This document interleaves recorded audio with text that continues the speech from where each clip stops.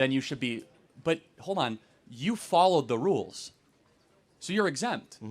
The people that you know didn't follow the rules. True. So I divide America not into Mexican and white and Hispanic and white, into rule follower and rule breaker. Yeah. And so when someone breaks our rules, there must be justice done. Yeah. There must be a punishment. And the most humane way is you go back to your country of origin. We'll do it humanely. We'll do it correctly. But if you are not invited into a home, into a dorm room, into a living room, the standard applies to an entire country. Now, to your point, you might be right. There might be some economic disruption. However, you know what happens if you have economic disruption in the labor pool? Wages are going to go up.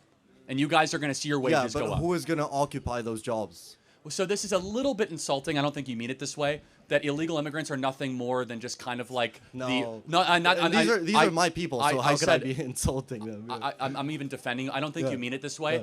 But broadly, when we talk about immigration, there's a talking about like, well, who's gonna pick your grapefruits and like who's gonna serve you Chipotle? You've probably heard this before, Yeah, right? I have. Yeah. Yeah. Who's gonna clean your hotel room? It's us. Yeah. But hold on, embedded in that is kind of a really derogatory. That's like they're kind of just like a permanent serf class here to serve us. I think that's like really creepy and weird. Actually, these are human beings.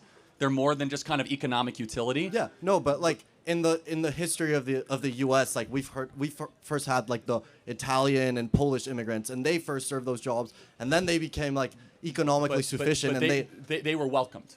True. And they. But were, it was a different time in history, like. Of course, but Yeah. I suppose the broader question is one of justice, which is that to what should a country do when your sovereignty has been so massively violated for a long period of time?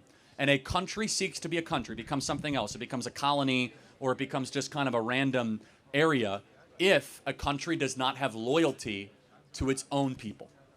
And if it has loyalty to foreigners or to an oligarchy, it ceases to be a country. So it's not the most popular argument. Well, actually, the American people voted for it, and it sounds cruel, but it's very simple. It's like, look, this is not against any of you personally, but you have to have the law be the first and last ushering of what a government does in this situation. And by the way, what I was saying about you, I'm getting back to you. You deserve to be applauded because you guys followed the rules.